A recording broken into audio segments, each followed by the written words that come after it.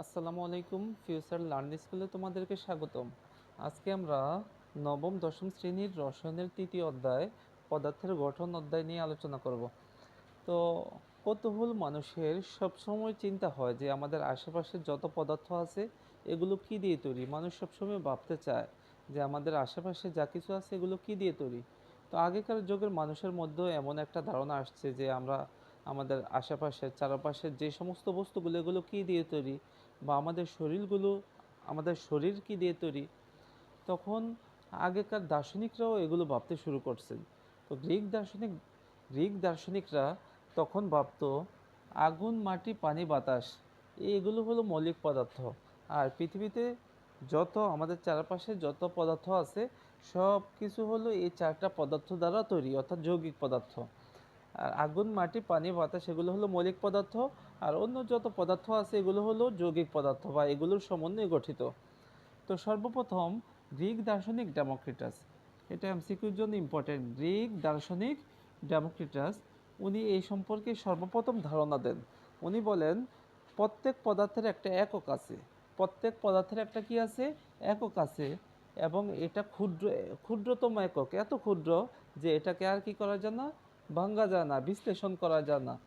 এটা হলো অবিভাজ্য। এটা হলো কি? অবিভাজ্য। গ্রিক দার্শনিক ডেমোক্রিটাস কি বলছেন? প্রত্যেক পদার্থের একটা ক্ষুদ্রতম একক আছে যাকে আর কি করা যায় না, বিশ্লেষণ করা যায় না, ভাঙা যায় না, অর্থাৎ এটা হলো অবিভাজ্য। তিনি এই অবিভাজ্য যে ক্ষুদ্রতম একক এটার নাম দিয়েছেন পরমাণু বা অ্যাটম। তিনি এটার নাম দিয়েছেন পরমাণু বা অ্যাটম। তো তার সময় সবচেয়ে বড় বিজ্ঞানী ছিল বিজ্ঞানী অ্যারিস্টটল। তিনি এটার তিনি যে বলছেন প্রত্যেক পদার্থের একটা ক্ষুদ্রতম একক আছে এবং এটাকে আর কি করা যায় না, ভাঙা যায় না, বিশ্লেষণ করা যায় না, এটা হলো অবিভাজ্য। তখন এই সম্পর্কে সে কোনো বৈজ্ঞানিক প্রমাণ দেখাতে পারে নাই। তো তৎকালীন সময়ের ওই সময় সবচেয়ে বড় বিজ্ঞানী ছিল বিজ্ঞানী অ্যারিস্টটল। তিনি এটাকে কি করতে পারে নাই, গ্রহণ করতে পারে নাই। তখন তার যে মতটা, বিজ্ঞানী ডেমোক্রিটাসের মতটা জনসম্মুখে ওইরকম কি হয় নাই, সমর্থিত হয় নাই। তো পরবর্তীতে প্রায় 2500 বছর পর, কত বছর পর? 2500 বছর পর 1803 সালে, 1803 সালে 1803 সালে ইংরেজ বিজ্ঞানী জন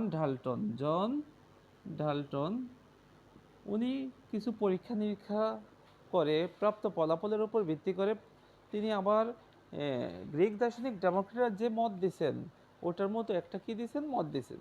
তিনি বলছেন প্রত্যেক পদার্থ অসংখ্য ক্ষুদ্র ক্ষুদ্র কণা দ্বারা কি গঠিত, যা অবিভাজ্য, যাদেরকে কি করা যায় না, ভাঙা যায় না। তিনিও বলছেন প্রত্যেক পদার্থ অসংখ্য ক্ষুদ্র কণা দ্বারা গঠিত, যেগুলোকে কি করা যায় না, বিশ্লেষণ করা যায় না, এগুলো অবিভাজ্য, ভাঙা যায় না।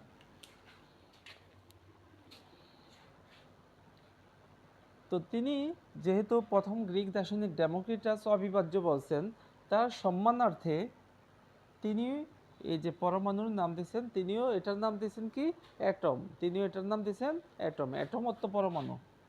অ্যাটম অর্থ পরমাণু। পরবর্তীতে এখন আধুনিককালে আমরা জানতে পারছি পরমাণু অবিভাজ্য নয়। পরমাণু কি নয়? অবিভাজ্য নয়। পরমাণু হলো বিভাজ্য, এটাকে ভাঙা যায়। পরমাণুকে ভাঙলে আমরা কতগুলো স্থায়ী মূল কণিকা পাবো। পরমাণুকে ভেঙে আমরা কি পাবো? আমরা ইলেকট্রন, প্রোটন, নিউট্রন এগুলো পাই।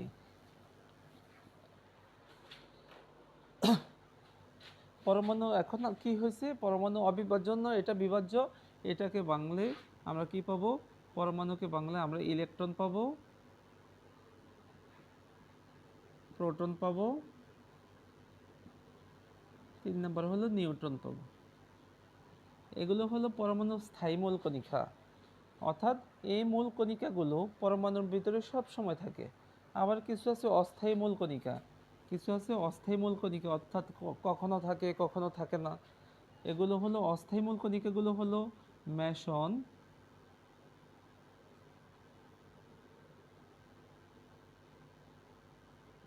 Positron, neutrino, antineutrino, deuteron. Meson, positron, neutrino, antineutrino, deuteron এগুলো হলো অস্থায়ী মূল কণিকা। এগুলো কখনো পরমাণুর মধ্যে থাকে, কখনো আবার থাকে না। তো এখন আমরা সর্বপ্রথম যেটা শিখব, মৌলিক পদার্থ কাকে বলে। আমরা যেটা শিখবো এটা হলো মৌলিক পদার্থ। মৌলিক পদার্থ কাকে বলে? মৌলিক পদার্থ, মৌলিক পদার্থ হলো যে সকল পদার্থকে বিশ্লেষণ করলে বা যে সকল পদার্থকে ভাঙলে ওই পদার্থ ব্যতীত অন্য কোনো পদার্থ পাওয়া যায় না, তাদেরকে মৌলিক পদার্থ বলে। যে সকল পদার্থকে বিশ্লেষণ করলে বা ভাঙলে ওই পদার্থ ব্যতীত অন্য কোনো পদার্থ পাওয়া যায় না, তাদেরকে কি বলে? তাদেরকে মৌলিক পদার্থ বলে। তো এই পর্যন্ত 118টি মৌলিক পদার্থ আবিষ্কৃত হয়েছে। কতটি? 118টি মৌলিক পদার্থ আবিষ্কৃত হয়েছে। 118টির মধ্যে 98টি আমরা প্রকৃতিতে পাবো। কোথায় পাবো? এগুলো এমসিকিউর জন্য। প্রকৃতিতে পাওয়া যায় 98টি। বাকিগুলো গবেষণাগারে কি হয়? তৈরি হয়। যেমন মৌলিক পদার্থ কোনগুলো? যেগুলোকে ভাঙলে অন্য কোনো পদার্থ পাওয়া যায় না, এগুলোই পাওয়া যায়। যেমন হাইড্রোজেন, হিলিয়াম, লিথিয়াম, এগুলো মোট 118টি কি পদার্থ? মৌলিক পদার্থ। তারপরে আমরা যেটা শিখবো এটা হলো যৌগিক পদার্থ। কি পদার্থ? যৌগিক পদার্থ। যৌগিক পদার্থ কাকে বলে? যে সকল পদার্থকে বিশ্লেষণ করলে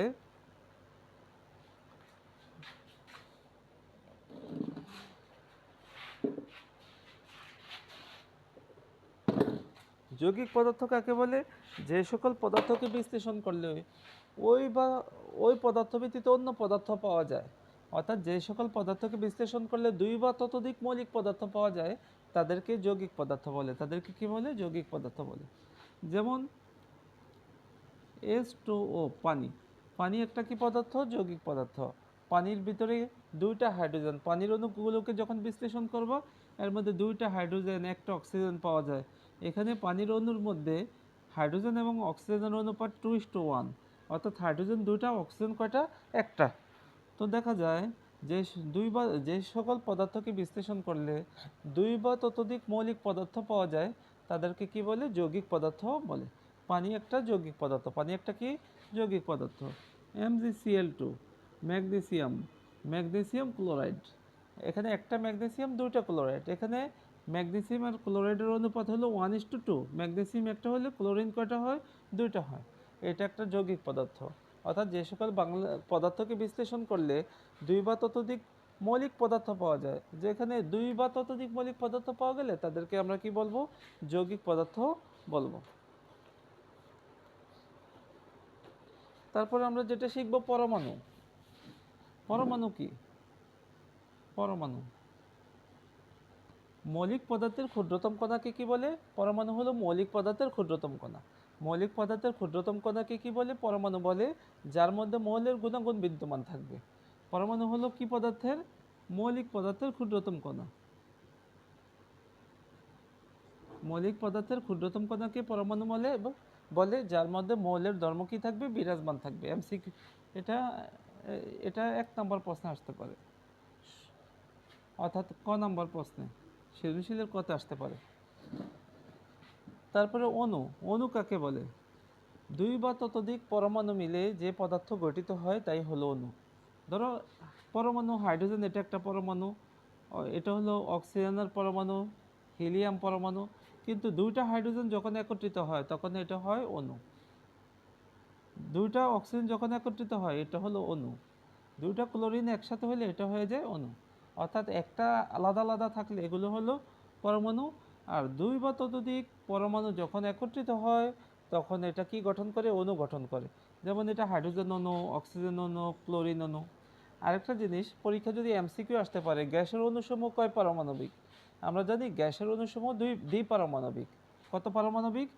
দ্বিপারমাণবিক। গ্যাসের অণুসমূহ দ্বিপারমাণবিক। যখন এখানে দেখো অক্সিজেন, অক্সিজেন একটা হলে পরমাণু, দুইটা হলে অক্সিজেন অণু। আর অক্সিজেন যদি দুইটা হয় এটাকে বলে অক্সিজেন গ্যাস। ক্লোরিন দুইটা হলে এটাকে বলে ক্লোরিন গ্যাস। নাইট্রোজেন যদি দুই অণু থাকে, মানে দুইটা থাকে, নাইট্রোজেন অণুর ভিতরে যদি দুইটা পরমাণু থাকে এটাকে বলে নাইট্রোজেন গ্যাস। এটাকে কি গ্যাস বলে? Nitrogen gas. অর্থাৎ গ্যাসের অণুসমূহ কয় পারমাণবিক? গ্যাসের অণুসমূহ দ্বিপারমাণবিক। এখানে দেখো অক্সিজেন যদি তিনটা থাকে এটাকে বলে ওজন। এটা হলো কার সংকেত? ওজনের সংকেত। এবার আমরা শিখলাম পরমাণু এবং অণু। পরমাণু অণু শেখার পরে আমরা যেটা শিখব, একটা হলো মৌলের অণু আর একটা হলো যৌগের অণু। এবার বলে এগুলো হলো মৌলের অণু। এগুলো কিসের অণু? মৌলের অণু। কারণ এগুলো প্রত্যেকটাই মৌলিক পদার্থ। এখানে হাইড্রোজেন ব্যতীত অন্য কোনো পদার্থ নাই। এই হাইড্রোজেন দুইটা আছে, অক্সিজেন দুইটা আছে, ক্লোরিন দুইটা, নাইট্রোজেন দুইটা, অক্সিজেন তিনটা। এগুলোকে ভাঙলে অক্সিজেনে পাইবা, হাইড্রোজেনে পাইবা, অর্থাৎ এগুলো হলো মৌলিক পদার্থ, এগুলো হলো মৌলের অণু। যদি তোমার এরকম থাকে HCl, এটা এটা একটা অণু, এটা hydrochloric acid, hydrogen chloride. Hydrogen chloride অণুকে যখন বিশ্লেষণ করো, হাইড্রোজেনও পাইবা, ক্লোরিনও পাইবা, দুইটা ভিন্ন মৌলিক পদার্থ পাওয়া যায়। আর দুইটা ভিন্ন মৌলিক পদার্থ যখন একত্রিত হয় তখন এটা যৌগিক পদার্থে পরিণত হয়। এটা হলো যৌগের অণু। এটা কিসের অণু? যৌগের অণু। NaCl, সোডিয়াম ক্লোরাইড, এগুলো হলো কিসের অণু? যৌগের অণু। তো আমরা অণু পরমাণু শিখলাম। তারপর আমরা শিখব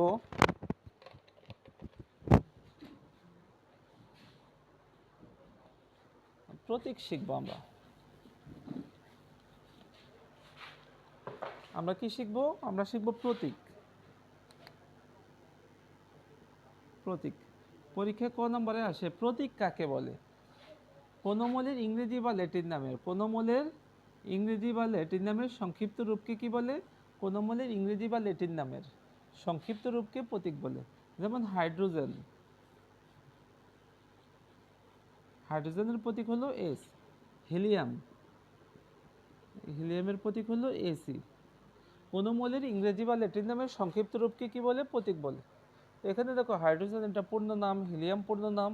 তো আমরা এই সংক্ষিপ্ত আকারে শুধু H দ্বারা প্রকাশ করলাম, এটা হলো প্রতীক। এবার আমরা যেটা শিখব প্রতীক লেখার পদ্ধতি। এবার আমরা যেটা শিখব এটা হলো কি? প্রতীক প্রকাশের পদ্ধতি বা প্রতীক লেখার পদ্ধতি। প্রতীক লেখার এক নম্বর যে পদ্ধতি, কোনো মৌলের, এখানে দেখো কোনো মৌলের ইংরেজি নামের, কি নামের? ইংরেজি নামের প্রথম অক্ষর দিয়ে প্রতীক লেখা হয়। যেমন দেখো হাইড্রোজেনের প্রথম অক্ষর H। এক নম্বর বৈশিষ্ট্য কি? কোনো মৌলের ইংরেজি নামের প্রথম অক্ষর নিয়ে কি লেখা হয়? প্রতীক লেখা হয়। দুই নম্বর কি? দুই নম্বর হলো দুই বা ততোধিক মৌলের প্রথম অক্ষর যদি একই হয়। যেমন এখানে দেখো উদাহরণ হিসেবে আমি কার্বন, এরপরে ক্রোমিয়াম, ক্যালসিয়াম। এখানে দেখো কার্বনের সংখ্যা প্রতীক হলো C, ক্রোমিয়াম Cr, এরপরে ক্যালসিয়াম Ca, ঠিক না? এখানে দেখো দুই বা ততোধিক মৌলের প্রথম অক্ষর এগুলো কি দিয়ে? C দিয়ে।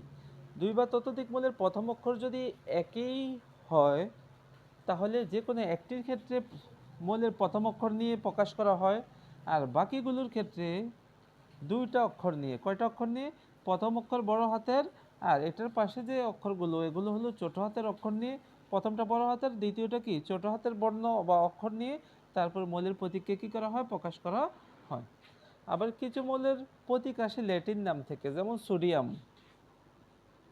সোডিয়াম সোডিয়াম এটাকে আমরা প্রকাশ করি, এটার প্রতীক হলো Na, কারণ এটা নেট্রিয়াম থেকে আসছে। কি থেকে? ল্যাটিন নাম নেট্রিয়াম থেকে আসছে। যেমন পটাশিয়াম, পটাশিয়ামটা আমরা কে দ্বারা প্রকাশ করি? এটা আসছে ক্যালিয়াম থেকে। কি থেকে? ক্যালিয়াম থেকে। লেড, লেডকে এবার বলো, লেডকে আমরা Pb দ্বারা প্রকাশ করি, কারণ লেড আসছে প্লাম্বাম থেকে। লেড আসছে কি থেকে? প্লাম্বাম থেকে। কিছু মৌলের নাম আসছে ল্যাটিন নাম থেকে, এগুলোতে ল্যাটিন নামের প্রথম অক্ষর বা দুইটা অক্ষর নিয়ে কি করা হয়? প্রকাশ করা হয়। যেমন একটা হলো সোডিয়াম, আরেকটা হলো কপার, আরেকটা হলো পটাশিয়াম। সিলভার, সিলভার আসছে আর্জেন্টাম থেকে। টিন আসছে স্টেননাম থেকে। তারপর অ্যান্টিমনি আসছে স্টেবিয়াম থেকে। তারপরে গোল্ড আসছে এরুম, লেড প্লাম্বাম, টাংস্টেন উলফ্রাম। তারপরে আয়রন ফেররম, আর মার্কারি হাইড্রোজারিয়াম। এগুলো পড়বা একটু। এগুলো হলো ল্যাটিন নাম, এগুলো থেকে কিছু মৌলের প্রতীক লেখা হয়।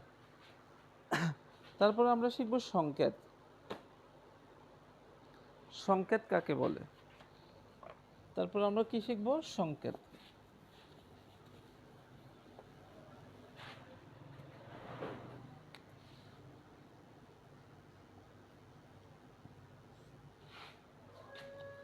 সংকেত হলো কোনো যোগের, কোনো যোগস্থিত মোলের প্রতীক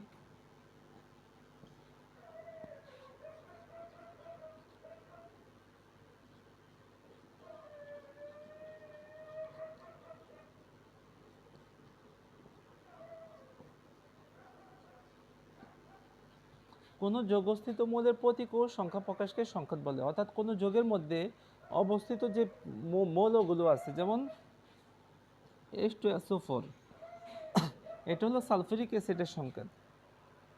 এটা একটা যৌগ। এই যোগের ভিতরে কোনো যোগস্থিত মৌলের, এই যোগে স্থিত মানে যোগের মধ্যে উপস্থিত, যোগের মধ্যে উপস্থিত মৌলের কি কি মৌল আছে? হাইড্রোজেন মৌল, সালফার মৌল, অক্সিজেন মৌল। এই মৌলের পূর্ণ নাম না লিখে প্রতীক, যেমন হাইড্রোজেনের প্রতীক লিখছি, সালফার, অক্সিজেন এগুলোর প্রতীক লিখলাম, এবং সংখ্যা, যেমন হাইড্রোজেন কয়টা, সালফার কয়টা, অক্সিজেন কয়টা, প্রতীক এবং সংখ্যার মাধ্যমে যে প্রকাশ করা হয় এটাই হলো সংকেত। কোনো যোগস্থিত মৌলের প্রতীক এবং সংখ্যার মাধ্যমে যে প্রকাশ করা হয় এটাকে কি বলে? সংকেত বলে।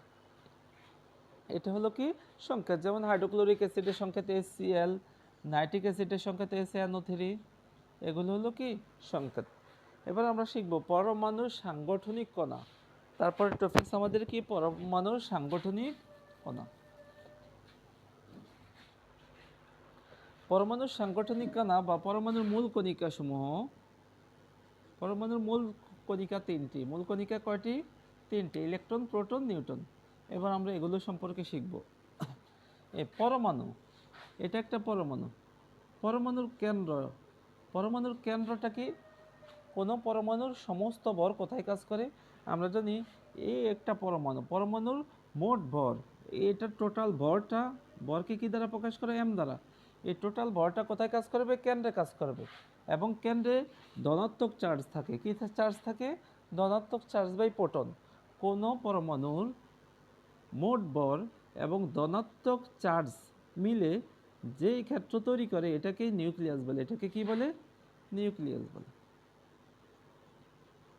আর নিউক্লিয়াসের অবস্থান পরমাণুর কেন্দ্রে। কোনো পরমাণুর মোট ভর এবং ধনাত্মক চার্জ মিলে যে ক্ষেত্র তৈরি করে তাকে কি বলে? নিউক্লিয়াস বলে। আর নিউক্লিয়াসের অবস্থান হলো পরমাণুর কেন্দ্রে। পরমাণুর কি? কেন্দ্রে। কারণ ভর কোথায় কাজ করে? কেন্দ্রে কাজ করে। আর কেন্দ্রের ভিতরে, নিউক্লিয়াসের ভিতরে দুটো জিনিস থাকে, একটা হলো প্রোটন আর একটা হলো নিউট্রন। নিউট্রন। আরেকটা হলো ইলেকট্রন। ইলেকট্রন থাকে কক্ষপথে। ইলেকট্রন থাকে কক্ষপথে। এবার আমরা প্রোটন, ইলেকট্রন, নিউট্রনের বৈশিষ্ট্য নিয়ে আলোচনা করব। প্রোটন, নিউট্রন, 3 নম্বরে যেটা শিখবো এটা হলো ইলেকট্রন। 1 নম্বর প্রকাশ। প্রোটনকে প্রকাশ করা হয় পি দ্বারা, নিউট্রনকে এন দ্বারা, ইলেকট্রনকে ই দ্বারা। 2 নম্বর অবস্থান। প্রোটনের অবস্থান কোথায়? নিউক্লিয়াসে। এটার অবস্থান নিউক্লিয়াসে। নিউট্রনের অবস্থানও নিউক্লিয়াসে। আর ইলেকট্রনের অবস্থান কক্ষপথে। 3 নম্বর যেটা আমরা শিখব ভর। ভরের ইংরেজি কি? মাস। প্রোটনের ভর কত বলো তো? প্রোটনের ভর হলো 1.673 ইন্টু 10⁻27 কেজি। এবার আসো, কেজি থেকে যখন গ্রামে নিবা 1000 দিয়ে গুণ দিতে হবে। 1.673 ইন্টু 10⁻27, এটার সাথে যখন 1000 মানে 10 কিউব দ্বারা গুণ দিবা তখন এটা কিসে যাবে? গ্রামে যাবে। তো কত হবে? 1.673 ইন্টু 10⁻27 আর প্লাসের 3 অর্থাৎ মাইনাসের আর কত হবে? পরে পরে আমরা জানি যোগ হয়, -27 যোগ 3 অর্থাৎ মাইনাসের কত হবে? 24 গ্রাম হবে। পর নিউটনের ভর। নিউটনের ভর হলো 1.675 ইন্টু 10⁻27 কেজি। এটাকে যখন 1000 দ্বারা গুণ দিবা, এখানে শুধু 3 এখানে 5, শুধু এতটুকু পার্থক্য। এটাকে যখন আবার গুণ দিবা, 1000 দিয়ে গুণ দিবা, তখন 1.675 ইন্টু 10⁻24 গ্রামে চলে যাবে। এবার আসলে এটা ক্যালকুলেটরে ব্যবহার করা যায়, বের করা যায়। শিফট 701 টিপ দিলে প্রোটনের ভর বের হবে। কি বের শিফট 701 টিপ দিলে প্রোটনের ভর কী হবে, বের হবে। প্রোটনের ভর ক্যালকুলেটর দেখাবে এমপি, এমপি মানে mass of proton. Shift 702, shift 702 টিপ দিলে এম মানে নিউটনের ভর বের হবে। এবার আসো ইলেকট্রনের ভর, এটার ভর হলো 9.11 ইন্টু 10 ইনভার্স 31 কেজি। এটাকে যদি 1000 দিয়ে গুণ দাও তাহলে কত হবে, 10 ইনভার্স 28 গ্রাম। 1000 দিয়ে গুণ দিলে গ্রামে চলে আসবে। এবার বলো ইলেকট্রনের ভরটা খুব নগণ্য, খুবই, এটা এই যে ইনভার্সের মান যত বেশি হবে, যেমন ইনভার্স 31, ইনভার্স যত বাড়বে মানটা তত কী হবে, ক্ষুদ্রতর হবে। এটা খুবই কম, এই মানটা খুবই কম। এটা প্রোটনের ভরের, প্রোটন এর ভরের 1840 ভাগের 1 ভাগ, অন্য জায়গায় বলে 1837 ভাগের 1 ভাগ। এই জন্য এটা এত কম যে প্রোটনের ভরের 1840 ভাগের মাত্র 1 ভাগ। এই জন্য ইলেকট্রনকে অনেক সময় কি করা হয়, এটাকে নগণ্য ধরা হয়। ইলেকট্রনের ভরটাকে অনেক সময় কি হিসাবেই ধরা হয় না। এই জন্য তারপর আমরা শিখব আপেক্ষিক ভর। কি ভর, আপেক্ষিক ভর। এটার আপেক্ষিক ভর 1, এটার আপেক্ষিক ভর 1, আর এটা যেহেতু এত কম এই জন্য এটা আপেক্ষিকভাবে এটার ভরকে কি ধরা হয়, শূন্য ধরা হয়। তারপরে যেটা আমরা শিখব এটা হলো চার্জ। এটা হলো কি, চার্জ। প্রোটনের চার্জ হলো পজিটিভ, নিউটনের চার্জ নিরপেক্ষ, এটা চার্জ শূন্য, চার্জ নিরপেক্ষ। ইলেকট্রনের চার্জ হলো নেগেটিভ, পজিটিভ, চার্জ নিরপেক্ষ, নেগেটিভ। তারপর আমরা যেটা শিখব এটার চার্জের পরিমাণ কত, 1.6 ইন্টু 10 ইনভার্স 19, চার্জের একক হলো কুলম্ব, এটাকে সি দ্বারা প্রকাশ করা হয়। এটা চার্জ শূন্য, এটার মাইনাস মান কত, চার্জের মান মাইনাস 1.6 ইন্টু 10 ইনভার্স 19, সি মানে কুলম্ব। এগুলো ক্যালকুলেটরে বের করা যায়। শিফট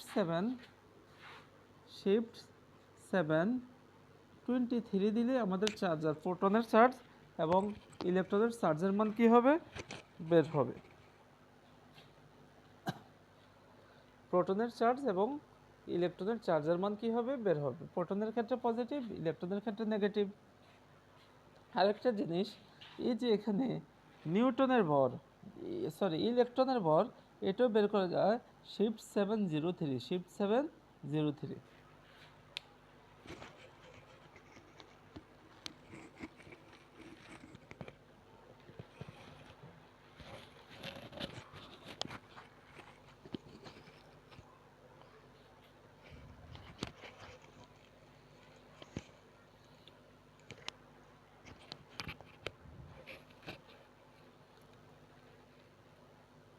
তারপরে দেখো প্রোটনের আপেক্ষিক চার্জ 1, এটার আপেক্ষিক চার্জ 0, এটার আপেক্ষিক চার্জ হলো -1। এই গেল আমাদের প্রোটন, ইলেকট্রন, নিউটনের বৈশিষ্ট্য। এখন আমরা যেটা শিখব এটা পারমাণবিক সংখ্যা। কি সংখ্যা, পারমাণবিক সংখ্যা।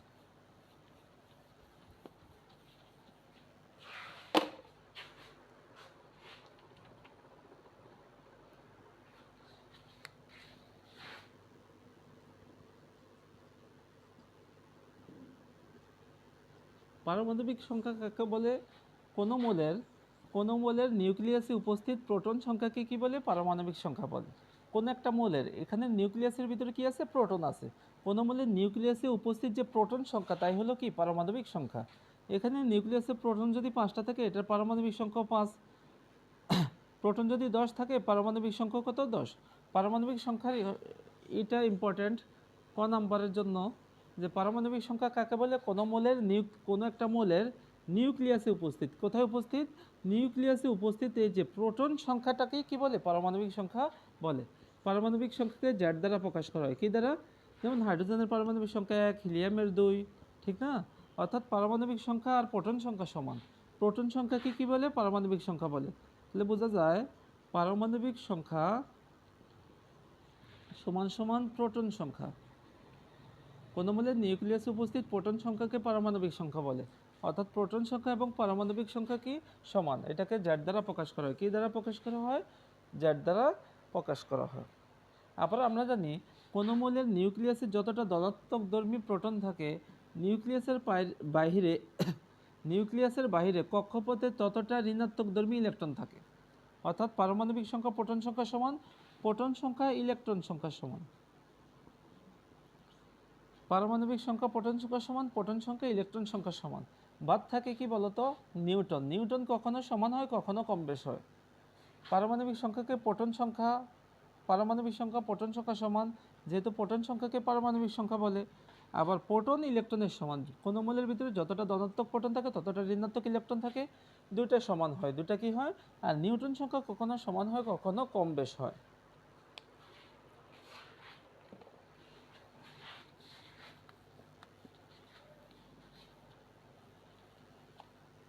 তারপরে আমরা যেটা শিখবো এটা হলো ভর সংখ্যা। এটা কি সংখ্যা?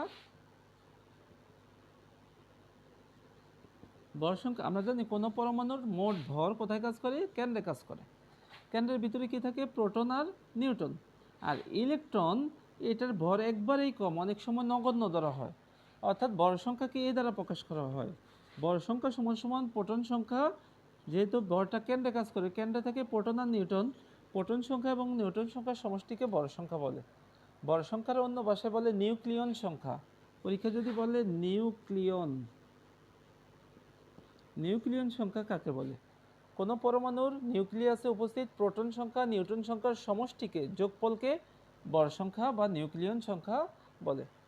এবার দেখো কোনো একটা যেমন সোডিয়ামের পারমাণবিক সংখ্যা কত? 11। সোডিয়ামের ভর সংখ্যা কত? 23। তো নিউট্রন সংখ্যা কত? নিউট্রন সংখ্যা হলো, এই যে দেখো, এই প্রোটন সংখ্যা এই পাশ থেকে এই পাশে এলে -p, ওই পাশে n থাকে।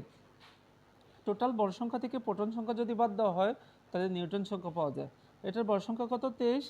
23 থেকে যদি প্রোটন সংখ্যা 11 বাদ দেওয়া হয় তাহলে এটার নিউট্রন সংখ্যা হবে 12। তারপরে দেখো কোনো একটা মৌল, ধরো X একটা মৌল, এই মৌলকে কিভাবে প্রকাশ করা হয়? এই মৌলের উপরে থাকবে ভর সংখ্যা আর নিচে থাকবে পারমাণবিক সংখ্যা। যেমন উদাহরণ হিসেবে ক্লোরিনের পারমাণবিক সংখ্যা 17। 17টা নিচে হবে। আর ভর সংখ্যা কত? আমরা জানি ক্লোরিনের 35.5, এটা হবে উপরে, বাম পাশে উপরে। এবার আমরা শিখব পরমাণুর বিভিন্ন ধরনের মডেল।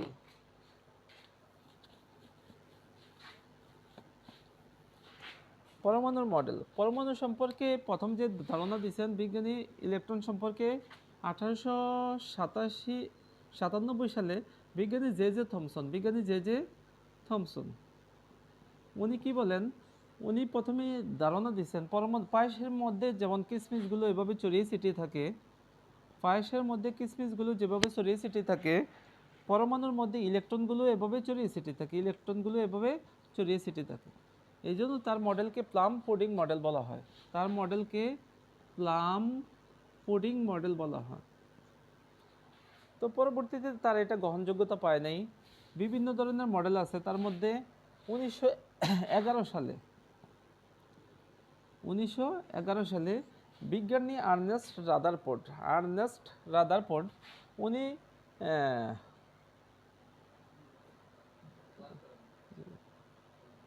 ঠিক আছে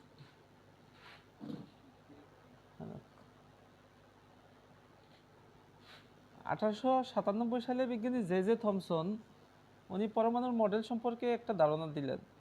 তার পরবর্তীতে 1911 সালে বিজ্ঞানী আর্নেস্ট রাদারফোর্ড পরমাণুর মডেল সম্পর্কে উনি সোনার পাতের উপর আলফা বিচ্ছুরণ পরীক্ষা, স্বর্ণের পাতের উপর আলফা কণার বিচ্ছুরণ পরীক্ষার উপর একটা মডেল প্রদান করেন। আলফা কণা বিচ্ছুরণ পরীক্ষার উপর স্বর্ণের পাতের উপর, মানে কতটুকু স্বর্ণের পাতকে ব্যাধ করতে পারবে আলফা কণার বিচ্ছুরণ পরীক্ষা, ওইটা করেন 1911 সালে। ওই পরীক্ষালব্ধ তথ্যের উপর ভিত্তি করে উনি একটা মডেল প্রস্তাব করেন। তার মডেলের 1 নম্বর ধারণা হলো প্রত্যেকটা পরমাণুর একটা কেন্দ্র আছে, কেন্দ্র থাকে নিউক্লিয়াস।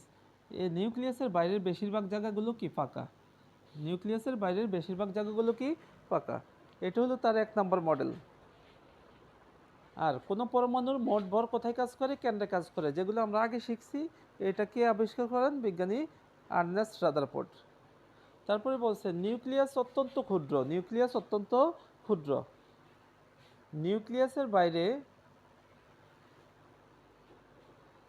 এখানে দেখো নিউক্লিয়াস অত্যন্ত ক্ষুদ্র, নিউক্লিয়াসের বাইরে এবং পরমাণুর অভ্যন্তরে, নিউক্লিয়াসের বাইরের দিকে পরমাণুর অভ্যন্তরে বেশিরভাগ জায়গায় কি ফাঁকা। আর উনি আরেকটা জিনিস বলছেন যে কোনো পরমাণু নিউক্লিয়াসে যতটা ধনাত্মক চার্জ থাকে, কক্ষপথে ততটা ঋণাত্মকধর্মী চার্জ থাকে। ধনাত্মকধর্মী চার্জ অর্থাৎ প্রোটন, যতটা ধনাত্মকধর্মী প্রোটন থাকে, কক্ষপথে ততটা ঋণাত্মকধর্মী ইলেকট্রন থাকে। এই প্রোটন ইলেকট্রন একে অপরকে কী করে দেয়? কাটাকাটি করে দেয়। একে অপরকে কী করে দেয়? যেহেতু প্রোটন সংখ্যা আর ইলেকট্রন সংখ্যা সমান, একে অপরকে কাটাকাটি করে দেয়। বাকি থাকে কি? নিউটন সংখ্যা। নিউটনের কোনো কি নেই? চার্জ নেই। এই জন্য পরমাণু সামগ্রিকভাবে চার্জ শূন্য। কোনো পরমাণুর কেন্দ্র থেকে প্রোটন, নিউটন, আর কক্ষপথে থাকে ইলেকট্রন। প্রোটনের সংখ্যা যতটা, ইলেকট্রনের সংখ্যা ততটা। প্রোটনের চার্জ ধনাত্মক, ইলেকট্রনের চার্জ ঋণাত্মক। তো প্রোটনের ধনাত্মক, ইলেকট্রনের ঋণাত্মকগুলোকে একে অপরের সাথে কি করে দেয়? কাটাকাটি করে দেয়। বাকি থাকে নিউটন। নিউটনের কোনো কি নেই? চার্জ নেই। এই জন্য পরমাণু সামগ্রিকভাবে চার্জ নিরপেক্ষ। পরমাণু সামগ্রিকভাবে চার্জ নিরপেক্ষ। উনি তারপরে বলছেন সূর্যকে কেন্দ্র করে গ্রহ উপগ্রহগুলো যেভাবে ঘুরে, পরমাণুর নিউক্লিয়াসকে কেন্দ্র করে, সূর্যকে কেন্দ্র করে গ্রহ উপগ্রহগুলো যেভাবে ঘুরে, নিউক্লিয়াসকে কেন্দ্র করে ইলেকট্রনগুলো এভাবে কক্ষপথে ঘুরতে থাকে, আবর্তন করতে থাকে। এটা হলো রাদারফোর্ডের পরমাণুর মডেল। এগুলো সহজ, সবাই পারবা। তো রাদারফোর্ড পরমাণুর মডেলের কিছু সীমাবদ্ধতা আছে। এক নম্বর সীমাবদ্ধতা হলো সে কক্ষপথের আকার সম্পর্কে কোনো ধারণা দিতে পারে নাই। কক্ষপথের ব্যাসার্ধ কি ছোট হবে, না ব্যাসার্ধ বড় হবে, আকারগুলো কেমন হবে, এগুলো সম্পর্কে ধারণা দিতে পারে নাই। কক্ষপথে যে আবর্তনশীল ইলেকট্রন, ইলেকট্রনের ব্যাগ সম্পর্কে ধারণা দিতে পারে নাই। তারপরে আবর্তনশীল ইলেকট্রন ঘোরার জন্য যে একটা শক্তি প্রয়োজন, এই শক্তি সম্পর্কে কত শক্তি নিয়ে ইলেকট্রন আবর্তন করবে, এটা নিয়ে কি দিতে পারে না? ধারণা দিতে পারে নাই।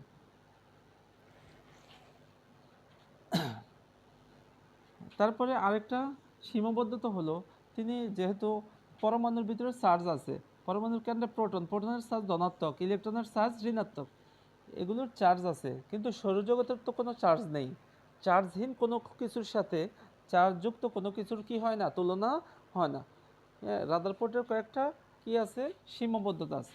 তার পরবর্তীতে 1913 সালে বিজ্ঞানী নিলস বোর পরমাণু মডেল সম্পর্কে একটা ধারণা প্রদান করেন। ওনার ধারণা হলো, এক নম্বর, যে তার তিনটা স্বীকার্য আছে। কয়টা স্বীকার্য? তিনটা স্বীকার্য। এক নম্বর স্বীকার্য হলো কক্ষপথ সংক্রান্ত। কি সংক্রান্ত? কক্ষপথ সংক্রান্ত। উনি এক নম্বরে বলছেন এই পরমাণুর কেন্দ্রে থাকে নিউক্লিয়াস। নিউক্লিয়াসের চতুর্দিকে ইলেকট্রনগুলো আবর্তন করে বিভিন্ন কক্ষপথে। ইলেকট্রন আবর্তন যে কোনো জায়গায় ইলেকট্রন কি করতে পারে না? আবর্তন করতে পারে না। ইলেকট্রন আবর্তনের জন্য কতগুলো অনুমোদিত কক্ষপথ আছে। অনুমোদিত কি আছে? কক্ষপথ। এটা ইলেকট্রনগুলো যে কোনো জায়গায় কি করতে পারে না? আবর্তন করতে পারে না।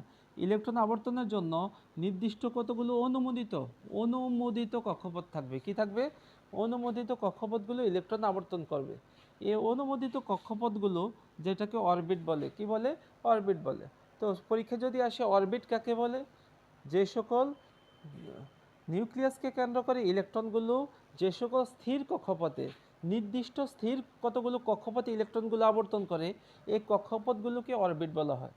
পরীক্ষা যদি আসে অরবিট কি? অরবিট কাকে বলে? নিউক্লিয়াসকে কেন্দ্র করে ইলেকট্রনগুলো কতগুলো স্থির কক্ষপথে, নির্দিষ্ট স্থির কক্ষপথে ইলেকট্রনগুলো কি করে? আবর্তন করে। এই স্থির নির্দিষ্ট কক্ষপথগুলোকেই অরবিট বলে। এবার দেখো তিনি প্রথম কি বলছেন, যে প্রথম কক্ষপথ, অনুমোদিত যে প্রথম কক্ষপথ, এটার কক্ষপথ সংখ্যাকে n দ্বারা প্রকাশ করা হয়। এটার n এর মান 1। এটাকে কে শেল বলে। কি শেল বলে? কে শেল। কক্ষপথকে অন্য ভাষায় বলে এক প্রধান শক্তিস্তর বলা হয়। অন্য ভাষায় বলে কক্ষপথ, অন্য ভাষায় বলে শেল, তারপরে অন্য ভাষায় বলে অরবিট। সবগুলো দ্বারা এই কক্ষপথ এটাকে বোঝায়। তিনি এক নম্বর কক্ষপথকে বলছেন কে শেল, 2 নম্বর কক্ষপথ এটা হলো এল শেল, 3 নম্বর কক্ষপথ হলো এম শেল, এরপরে 4 নম্বর কক্ষপথ হলো কে shell, L shell, M shell, এরপরটা হলো এন শেল। দেখতো কক্ষপথে কয়টা ইলেকট্রন ধরবে? কক্ষপথে সর্বোচ্চ ইলেকট্রন ধারণ সংখ্যা, সর্বোচ্চ ইলেকট্রন ধারণ সংখ্যা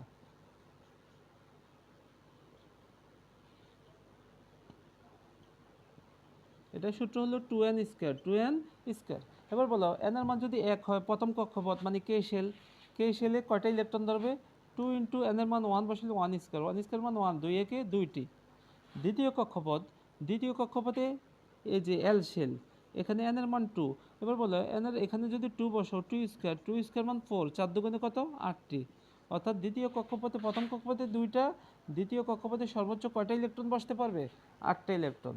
n এর মান যদি 3 হয়, 2 ইন্টু n এর জায়গায় 3 বসাও, 3 স্কয়ার 9, 9 দুগুণে 18টি। অর্থাৎ তৃতীয় কক্ষপথে সর্বোচ্চ 18টি ইলেকট্রন কি করতে পারবে?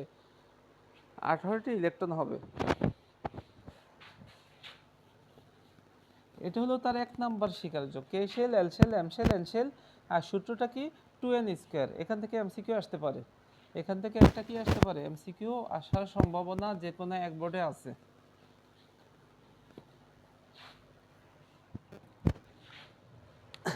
তারপরে আমরা যেটা শিখব, এটা হলো বোরের মডেলের 2 নম্বর স্বীকার্য, দ্বিতীয় স্বীকার্য। দ্বিতীয় স্বীকার্য হলো কৌণিক ভরবেগ সংক্রান্ত স্বীকার্য, কৌণিক ভরবেগ। এই যে কোনো একটা বস্তু যখন আবর্তন করে, একটা ভরবেগ নিয়ে আবর্তন করে, আর কৌণিকভাবে যখন আবর্তন করে, এটা হলো কৌণিক ভরবেগ। এটার বিস্তারিত ব্যাখ্যা আছে ইন্টারে, এখন আমরা ওইদিকে যাব না। দ্বিতীয় স্বীকার্য হলো কৌণিক ভরবেগ সংক্রান্ত স্বীকার্য। তার 2 নম্বর সূত্রটা হলো কৌণিক ভরবেগ এল হলো কৌণিক ভরবেগ এল দ্বারা প্রকাশ করা হয়। কৌণিক ভরবেগ এল হলো এন ও এস ভাগ 2 পাই এর গুণফল, এন ও এস ভাগ 2 পাই এর গুণফল। অর্থাৎ কৌণিক ভরবেগ এল সমান সমান লেখা যায় এন ও এস ভাগ 2 পাই এর গুণফল। আবার আমরা জানি কৌণিক ভরবেগ L equal to ampere, L equal to ampere. এই সূত্রগুলো মনে রাখতে হবে। এগুলো কিভাবে আসছে এগুলো মনে রাখবা।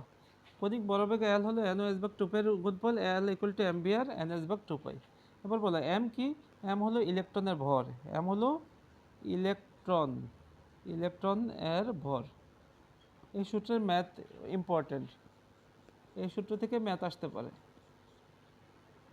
ইলেকট্রনের ভর কত? 9.1 ইন্টু 10 ইনভার্স 31, আর কেজিতে নিলে 10 ইনভার্স, এটা তো কেজিতে, গ্রামে নিলে 10 ইনভার্স 28 গ্রাম। বি মানে এবার বলো ইলেকট্রন যে আবর্তন করবে, কোন বেগে আবর্তন করবে? আবর্তনশীল ইলেকট্রনের বেগ। আর মানে ব্যাসার্ধ, আর মানে ব্যাসার্ধ, কোন কক্ষপথে আবর্তন করবে ওই কক্ষপথের ব্যাসার্ধ। এন মানে কক্ষপথ সংখ্যা, এটা কি প্রথম কক্ষপথ না দ্বিতীয় কক্ষপথ। আর এস মানে প্লাঙ্কের ধ্রুবক, এস মানে কি? প্লাঙ্কের ধ্রুবক। প্লাঙ্কের ধ্রুবকের মান কত? 6.626 into 10 inverse 34 joule second, joule second. এটা ক্যালকুলেটরে বের করা যায় শিফট 706। এই সূত্র দিয়ে ম্যাথ আসতে পারে।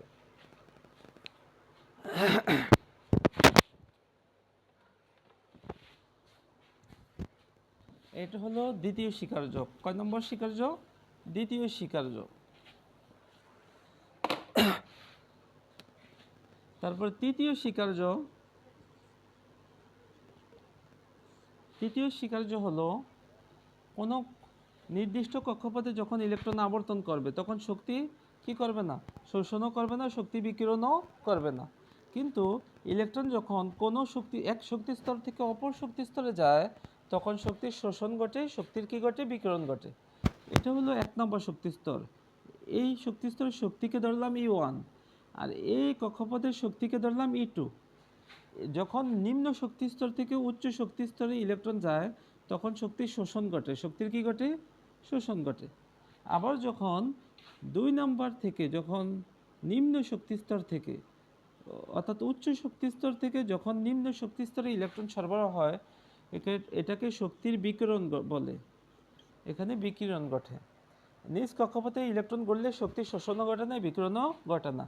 কিন্তু নিম্ন থেকে উচ্চতে গেলে শোষণ ঘটে, উচ্চ থেকে নিম্নতে আসলে শক্তির কি ঘটে? বিকিরণ ঘটে। আর তৃতীয় স্বীকার্য হলো এই শক্তি সম্পর্কিত স্বীকার্য। 3 নম্বর স্বীকার্য হলো এখান থেকে আমরা লিখতে পারি বিকিরিত শক্তি। বিকিরিত শক্তিকে আমরা ডেলি দ্বারা প্রকাশ করলাম, daily equal to E2 minus E1। কতটুকু শোষণ হলো, কতটুকু বিকিরণ হলো? ধরো এখানে প্রথম কক্ষপথের শক্তি হলো একটা উদাহরণ হিসেবে এখানে 10 জুল, পরেরটা ধরো 20 জুল। তাহলে এবার বলো কতটুকু বাড়ছে? 10 বাড়ছে। কত বাড়ছে? 10 বাড়ছে। আবার যদি কমেও 20 থেকে 10 আসে, কত কমছে? 10 কমছে। এটা কিভাবে বের করব? E2 থেকে যখন E1 বিয়োগ করব তখনই এই বিকিরিত শক্তির পরিমাণ বের হবে। তো বিকিরিত ডেলি শক্তির পরিমাণ বা শোষিত শক্তির পরিমাণ daily equal to E2 minus E1। এবার তার একটা সূত্র হলো এই ডেলি বিকিরিত শক্তির পরিমাণ কম্পাঙ্কের সমানুপাতিক। এটা কার সমানুপাতিক? কম্পাঙ্ক, ইংরেজিতে যেটাকে আমরা বলি ফ্রিকোয়েন্সি। ফ্রিকোয়েন্সি এফের কি সমানুপাতিক। কম্পাঙ্ককে এফ দ্বারা প্রকাশ করা হয় অথবা এখানে নিউজ দ্বারাও কি করা হয়? প্রকাশ করা হয়। বিকৃত বা শোষিত শক্তির পরিমাণ ডেলি এটা কম্পাঙ্কের সমানুপাতিক। এবার আসো ডেলি ইকুয়াল টু কম্পাঙ্কের সমানুপাতিক, মানে এটার পরিবর্তে আমরা একটা ধ্রুবক দিতে পারি, প্লাঙ্কের ধ্রুবক।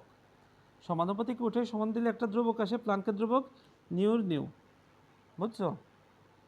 তাহলে এক্ষেত্রে আমাদের সূত্রটা হয়, এক্ষেত্রে আমরা লিখতে পারি ডেলি ইকুয়াল টু আমাদের কি ছিল? E2 minus E1। আবার এখানে পাইলাম daily equal to SB, S new.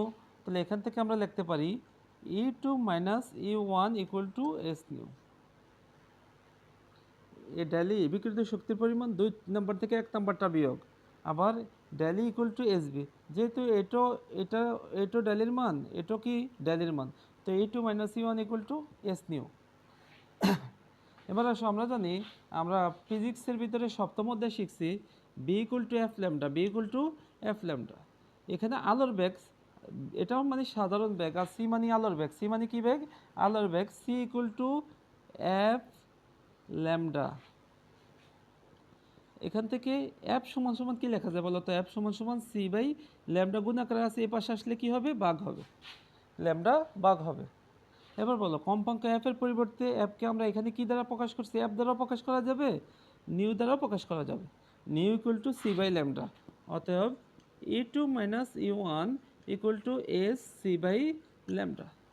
এখানে এই সূত্র দিয়েও আমাদের ম্যাথ করা লাগতে পারে, এটা দিয়েও করা লাগতে পারে, এটা দিয়েও করা লাগতে পারে।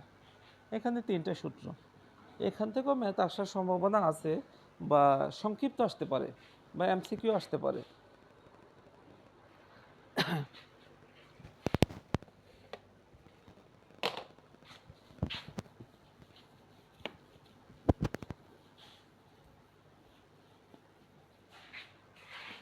বোরের পরমাণু মডেলে কিছু সীমাবদ্ধতা আছে, এগুলো পড়বা।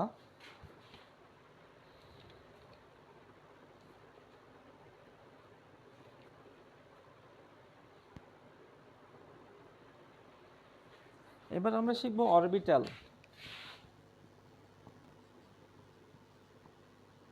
বা অন্য ভাষায় বলে উপশক্তি স্তর। উপশক্তি স্তর।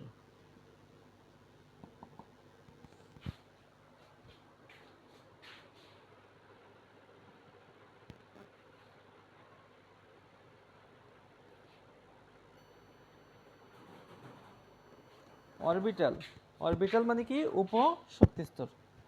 এবার বলো প্রত্যেকটা প্রধান অরবিট মানে প্রধান শক্তি স্তর এগুলো, আর অরবিটাল মানে উপশক্তি স্তর। প্রত্যেকটা প্রধান শক্তি স্তরকে, এগুলো হলো প্রধান শক্তি স্তর, এটা হলো 2 নম্বর প্রধান শক্তি স্তর। প্রত্যেকটা প্রধান শক্তি স্তরকে কতগুলো উপশক্তি স্তরে ভাগ করা হয়, অর্থাৎ এগুলোকে কতগুলো শাখায় কি করা হয়? বিভক্ত করা হয়। উপশক্তি স্তর 4টি, এস, পি, ডি, এফ।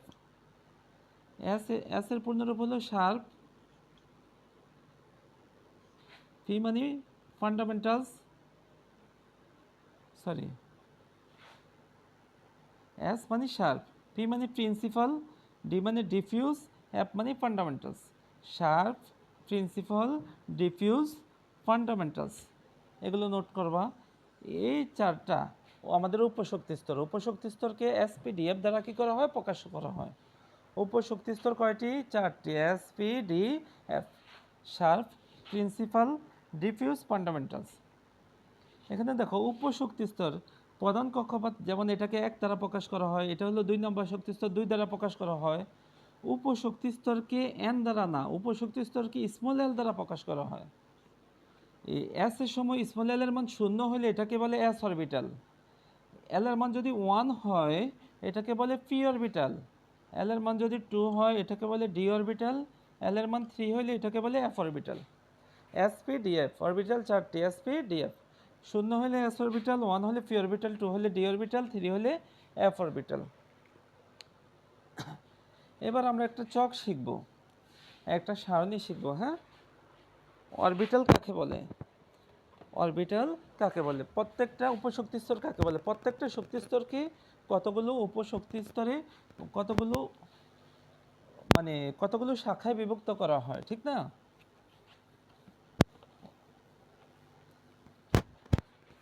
এগুলো হলো উপশক্তি স্তর বা অরবিটাল। এবার এখানে একটা চক শিখবো আমরা।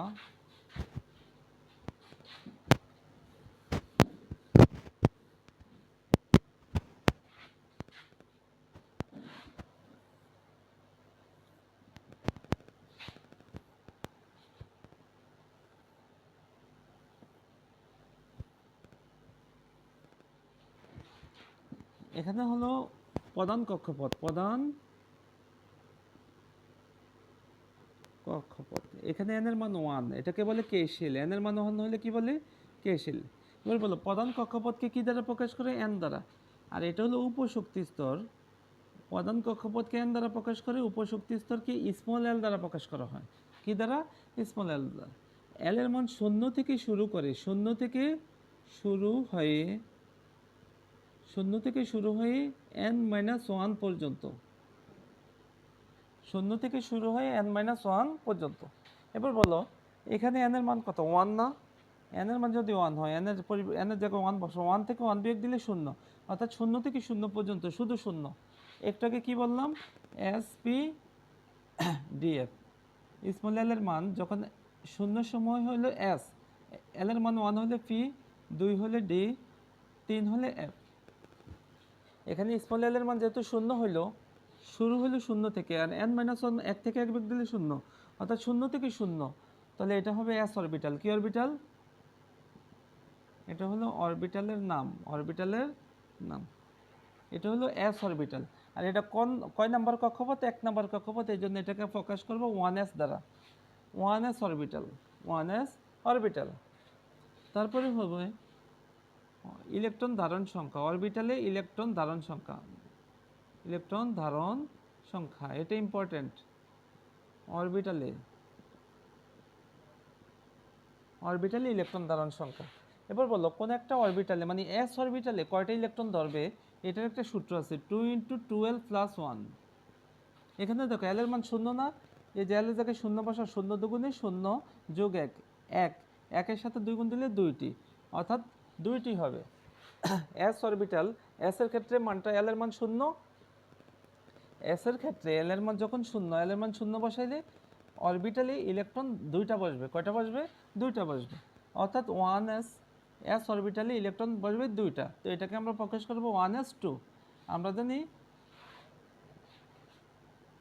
প্রথম কক্ষপথে মোট ইলেকট্রন প্রথম কক্ষপথে মোট ইলেকট্রন 2টা থাকে। আর এটা একটা অরবিটালে, প্রথম কক্ষপথে অরবিটাল একটা, এটা হলো 1s অরবিটাল, এটার ভিতরে ইলেকট্রন 2টা থাকবে। কয়টা থাকবে, 2টা থাকবে। তারপরে দেখো 2 নম্বর কক্ষপথ n2, এটাকে বলে এল শেল। কি shell, L shell. L shell, এখানে স্মল এল উপশক্তি স্তর কয়টা হবে বলো তো, উপশক্তি স্তর 0 থেকে শুরু হয়ে n-1 পর্যন্ত।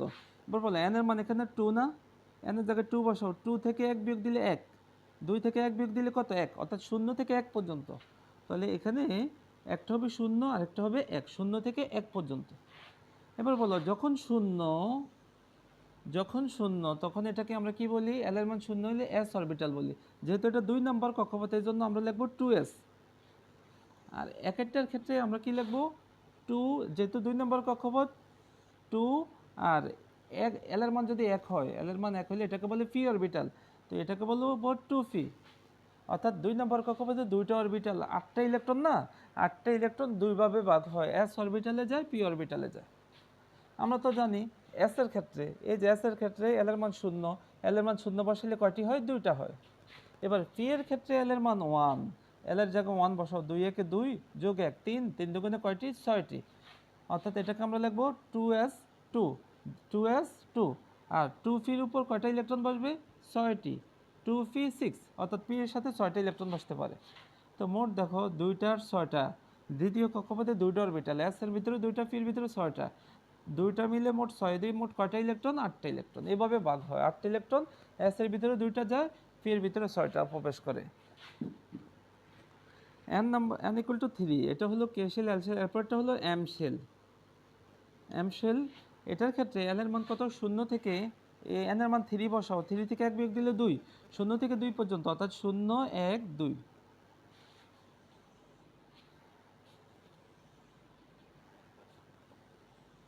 তারপরে দেখো যদি 0 হয়, 3 এর 3 লিখি, 3 নম্বর কক্ষপথ, এই 3 মানে প্রধান কক্ষপথ। এবার বলো 0 হলে এটাকে কি বলে? এস, অর্থাৎ 3 এর সাথে এস। 1 হলে, এল এর মান 1 হলে এটাকে পি বলি, এল এর মান 2 হলে এটাকে কি বলি? ডি বলি। জন্য 3s 3p 3d, অর্থাৎ 3 নম্বর কক্ষপথের ইলেকট্রনগুলো 3 ভাগ হবে, 3টা অরবিটালে বিভক্ত হবে, 3s 3p 3d। 3s অরবিটালে আমরা জানি এস এর সময় 0, এল এর মান 0 বসাইলে এখানে কত হয়? 2 হয়। পি এর ক্ষেত্রে এল এর মান 1, 1 বসাইলে এখানে কয় হয়? 6 হয়। এখানে দেখো ডি এর ক্ষেত্রে, ডি অরবিটালের ক্ষেত্রে এল এর মান 2, 2 দুগুণে 4, 4 একে 5, 5 দুগুণে কত? 10, অর্থাৎ ডি অরবিটালে 10টি হবে। কয়টি? 10টি ইলেকট্রন প্রবেশ করতে পারে সর্বোচ্চ। তো এটাকে আমরা লিখব 3s2 3, এরপরটা কি? 3p6 আর 3d10। মোট কয়টা? আমরা জানি চতুর্থ কক্ষপথে, তৃতীয় কক্ষপথে মোট 18টা ইলেকট্রন থাকে, এস এর উপর 2টা, পি এর উপর 6টা, 6 2 8, 8 আর 10 কত? 18টি। মোট ইলেকট্রন কয়টি? 18টি। এবার আসো n equal to 4, N shell. কি শেল? N shell. এন শেলে এখানে মান কত? 4 বসাও, 4 থেকে 1 বিয়োগ দিলে 3, 0 থেকে 3, 0 1 2 3, অর্থাৎ 0 হলে এটাকে আমরা কি বলি বলো তো? 0 1 2 3। 0 হলে এটাকে আমরা কি বলি বলো তো? 4s, তারপর 1 হলে p, 2 হলে d, এল এর মান 3 হলে কি? f, 4f। এটার ভিতরে আমরা জানি এস এর ক্ষেত্রে 0, এল এর মান যদি এখানে 0 বসাও কত হয়? 2টি, পি এর ক্ষেত্রে হয় 6টি, ডি এর ক্ষেত্রে হয় 10টি। এবার আসো নতুন করে এফ অরবিটাল, চতুর্থ কক্ষপথে 4টা অরবিটাল। এফ অরবিটাল, এফ অরবিটালের ক্ষেত্রে দেখো, এটার ক্ষেত্রে স্মল এল এর মান 3, স্মল এল এর গড়, এটা এল এর মান কত? 3। এল এর মান যদি 3 বসাও, 3 দুগুণে এল এর মান 3, 3 দুগুণে 6, 6 একে 7, 7 দুগুণে কত? 14, অর্থাৎ 4f এর সাথে 14টি ইলেকট্রন হবে, 4s2 4p6 4d10 4f 14, মোট 32টি ইলেকট্রন। মোট কয়টা ইলেকট্রন দেখো? সবগুলো যোগ করলে 32টি ইলেকট্রন হবে। এগুলো 4টা ভাগে বিভক্ত হবে। এই হলো আমাদের কি, এই হলো আমাদের অরবিটাল, কিভাবে অরবিট থেকে অরবিটালে রূপান্তর করতে হয় এগুলো। এটা ইম্পর্টেন্ট, খুবই ইম্পর্টেন্ট।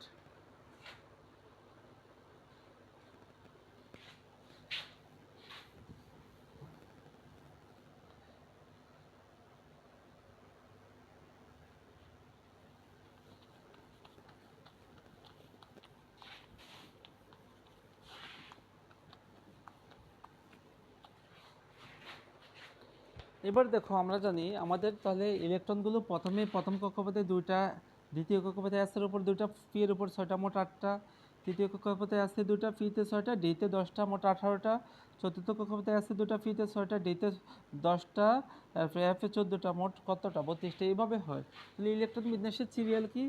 1s2, তারপরে কি প্রথম কক্ষপথে 2টা, তারপরে 2s2 2p6, তারপরে 3s2 3p6, এরপরে 3d10, এরপর 4s square 4p6 4d10 4f14। এভাবে হওয়ার কথা, ঠিক না? এই সিরিয়ালে হওয়ার কথা। প্রথম কক্ষপথ, তারপরে দ্বিতীয় কক্ষপথ, তারপরে তৃতীয় কক্ষপথ, তারপরে চতুর্থ কক্ষপথ। কিন্তু ইলেকট্রন বিন্যাসের ক্ষেত্রে দেখা যায় এই 3D কক্ষপথে ইলেকট্রন পরে প্রবেশ করে আগে ইলেকট্রন 4s এ যায়, আমরা জানি আগে তৃতীয় কক্ষপথ শেষ হওয়ার পরে না পরে চতুর্থ কক্ষপথে যাবে, কিন্তু ইলেকট্রন বিন্যাসের সময় দেখা যায় ইলেকট্রন তৃতীয় কক্ষপথের এই যে ডি অরবিটাল এটা পূর্ণ না করেই এই চতুর্থ কক্ষপথের 4s অরবিটাল ইলেকট্রন প্রবেশ করে। কেন প্রবেশ করে? পরীক্ষা আসতে পারে 3d এর পূর্বে 4s ইলেকট্রন আগে প্রবেশ করে কেন, বা পরীক্ষা আসতে পারে 3d অপেক্ষা 3dতে ইলেকট্রন আগে প্রবেশ না করে, যেহেতু 3 নম্বর কক্ষপথ, আগে তো 3 নম্বর কক্ষপথে ইলেকট্রন যাবে, তারপরে 4 নম্বর কক্ষপথে যাবে, 3 নম্বরে না যেয়ে 4 নম্বর 4s কক্ষপথে ইলেকট্রন গেল কেন, খ নম্বরে আসতে পারে বা সংক্ষিপ্ততে আসতে পারে। তো এটা কি লিখবা বলো তো? আমরা জানি যেই অরবিটালের শক্তি কম এটাতে ইলেকট্রন আগে যাবে, আর যে অরবিটালের শক্তি বেশি এটাতে ইলেকট্রন পরে যাবে। তো আমরা দেখব 3d আর 4s, 3d 4s এটার মধ্যে কার শক্তি কম কার শক্তি বেশি। আর শক্তি বের করার সূত্র হলো n প্লাস এল, যার শক্তি কম ইলেকট্রন এটাতে আগে যাবে, যার শক্তি বেশি ইলেকট্রন এটাতে পরে যাবে। তো আমরা শক্তি বের করব। তো 3d অরবিটালের ক্ষেত্রে দেখো এটা n মানে প্রধান কক্ষপথ নাম্বার 3, এটা 3 নম্বর কক্ষপথ 3 3d। এবার d মানে উপশক্তি স্তর, এই এল এর মান। এবার বলো উপশক্তি স্তর আমরা জানি SPDF, এল এর মান এটা 0, এটার ক্ষেত্রে 1, এটার ক্ষেত্রে 2, এটার ক্ষেত্রে 3, হ্যাঁ এল এর মান। তো এবার বলো d এর ক্ষেত্রে এল এর মান কত, 2 না, এই এল এর মান 2 বসাও, 3 এ 2 যোগ করলে 5, এখানে 4 মানে 4 চতুর্থ কক্ষপথ। এবার এস এর ক্ষেত্রে এল এর মান কত, 0, তো এস এর পরিবর্তে এই যে n প্লাস এল না, এল এর মান কত বসাবে, 0, 4 এ 0 যোগ করলে কত হয় 4, তো এটা শক্তি কম এটা শক্তি বেশি, এই জন্য 4s এ যেহেতু শক্তি কম এটার মান হয় 4, এটাতে আগে ইলেকট্রন প্রবেশ করে, 3d এর মান হয় 5, এটাতে পরে ইলেকট্রন প্রবেশ করবে।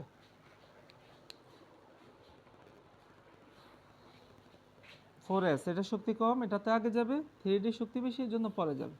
এবার দেখো দুইটার শক্তি যদি সেম হয় তাহলে কি করবা, দেখো 3d আর হলো 4p, এবার বলবে 3d-তে আগে যাবে না 4p-তে আগে যাবে ইলেকট্রন। 3d শক্তি বের করো, 3 যোগ d এর মান কত বলো তো, d এর ক্ষেত্রে 2, 3 এ 2 যোগ করলে কত 5, আর 4p 4 যোগ পি, পি মানে পি এর ক্ষেত্রে কত 1 না, পি এর মান 1, এল পির ক্ষেত্রে এল এর মান 1, তো 4 একে 5, দেখো দুইটার মান সেম, দুইটার শক্তি সেম। এখন কি করবা, যেটার প্রধান কক্ষপথ নাম্বার কম এটার প্রধান কক্ষপথ নাম্বার 3, এটার প্রধান কক্ষপথ 4, যেটার প্রধান কক্ষপথ নাম্বার কম আগে এটাতে ইলেকট্রন প্রবেশ করবে। বুঝছো?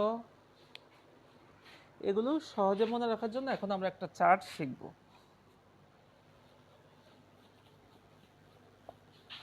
একটা কি শিখবো, চার্ট শিখবো।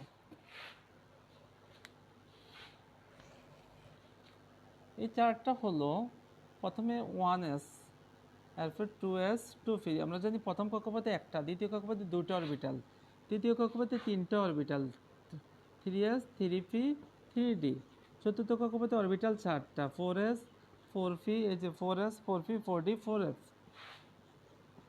আবার কমতে থাকবে একটা দুইটা তিনটা চারটা, এরপর পঞ্চম কক্ষপথে 5s 5p 5d 5f 4টা, ষষ্ঠ কক্ষপথে 6s 6p 6d, একটা দুইটা তিনটা চারটা, আবার চারটা থেকে কমবে, চারটা তিনটা দুইটা একটা এমনি হবে।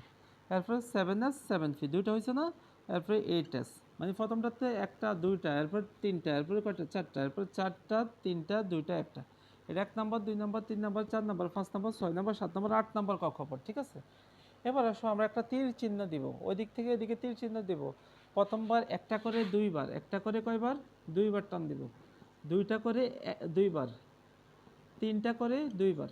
এবার বলো একটা করে দুইবার, একটা করে একবার নাও, একটা করে দুইবার হয়েছে, একটা করে দুইবার নিবা, তারপর দুইটা, এই দুইটা পারছে না এই তীরে, দুইটা করে দুইবার, দুইটা করে দুইবার, এবার তিনটা করে একবার, তিনটা করে দুইবার, এবার চারটা করে একবার, চারটা করে দুইবার। ঠিক আছে, তাহলে আমাদের 1s 2s এরপরে 2p এরপরে 3s এরপরে 3p, এবার বলো 3pর পরে 4s তারপরে 3d তারপরে 4p 5s এরপর 4d, এবার বলো আগে 5s পরে 4d, এরপরে এই সিরিয়ালে আমরা কি করব, ইলেকট্রন বিন্যাস করব। এবার আসো ইলেকট্রন বিন্যাসের নিয়ম সবাই পারবা, ইলেকট্রন বিন্যাস সবাই পারবা, তার মধ্যে কিছু ইলেকট্রন বিন্যাস আছে ব্যতিক্রম। কয়েকটা ইলেকট্রন বিন্যাস দেখাই।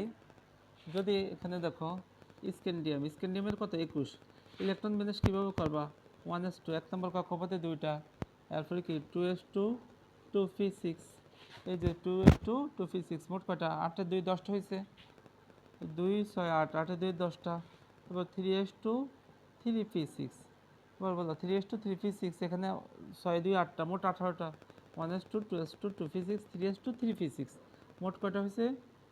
এখানে দেখো 18টা। এই 18টা যাওয়ার পরে হওয়ার কথা ছিল 3D, একটাকে কি বললাম 3Dতে না গিয়ে ইলেকট্রন 4s এ যাবে।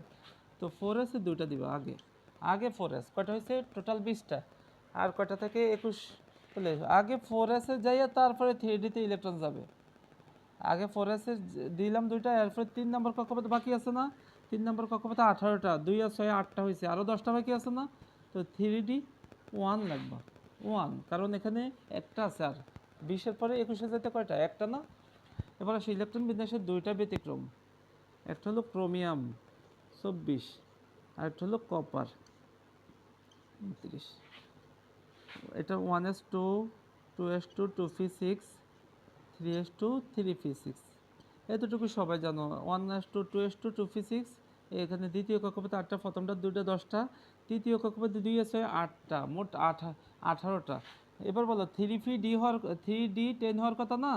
ডিতে পরে যাবে, আগে 4s এ যাবে, 4s এ দুইটা যাবে, 4s এ দুইটা দিলে 20টা হয়। তারপরে কত? তারপরে 3dতে যাবে, 3dতে 4 4টা 24টা, এরকম হওয়ার কথা। তারপরে এখানে দেখো 1s2 2s2 2p6 3s2 3p6, প্রথম 18টা চোখ বুঝা দিয়ে দিবা, বা এরপরে 4s2 দিবা, এরপরে 3d দিবা। এবার বলো এখানে 4s2 পর্যন্ত 20টা, 29-এ যাতে এখানে কয়টা হয়? 9টা হয়। এরকম হওয়ার কথা ছিল, কিন্তু ইলেকট্রন বিন্যাসের একটা ব্যতিক্রম আছে। ইলেকট্রন বিন্যাসের একটা কি আছে? ব্যতিক্রম হলো অরবিটালগুলো পূর্ণ এবং অর্ধেক পূর্ণ হলে সবচেয়ে বেশি সুস্থিতিশীল হয়। এসের ক্ষেত্রে সব দুইটা, অর্ধেক হইলে কয়টা? একটা। আমরা জানি পি এর উপর ইলেকট্রন বসে কয়টা? সর্বোচ্চ 6টা, অর্ধেক বসলে 3টা। ডি এর উপর সর্বোচ্চ 10টা, অর্ধেক বসলে কয়টা? 5টা। এর উপর সর্বোচ্চ 14টা, অর্ধেক হইলে 7টা। বুঝছো? এ পূর্ণ হলে অথবা অর্ধেকও যদি পূর্ণ হয়, পূর্ণ অর্ধপূর্ণ হলে সবচেয়ে বেশি স্থিতিশীল হয়, সুস্থিতিশীল হয়। এবার দেখো তো এখানে 3D সাইডটা, ডি এর সর্বোচ্চ হলো 10টা, অর্ধেক হইলে 5টা। এবার এটাকে কোনো সিস্টেমে 5টা করা যায় কিনা?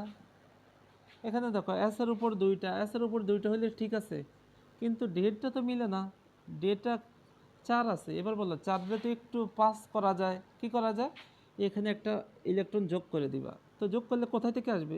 এই যে এস এর এখানে একটা কমাই দিবা, এখানে এক বাড়াই দিবা, এখানে এক কমে দিবা। তাহলে বলো অ্যাসেটটাও 1 হইলো, এটাও অর্ধপূর্ণ হইলো, এটা 3D 5টা হয়ে এটা কি হয়ে গেল? অর্ধপূর্ণ হয়ে গেল।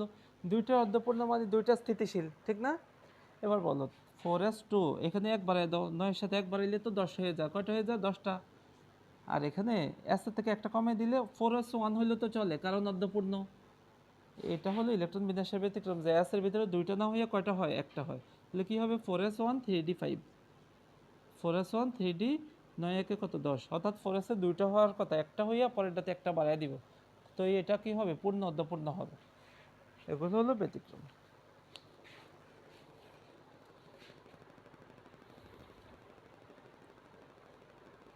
এবার আমরা শিখব আইসোটোপ।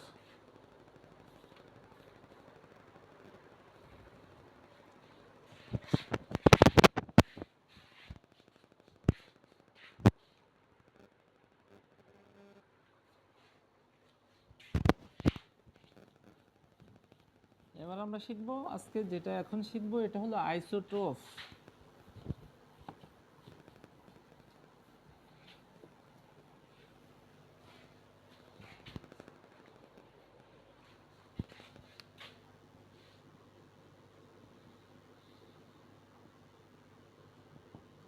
এর লাস্টে দেখো প, আইসোটোপ,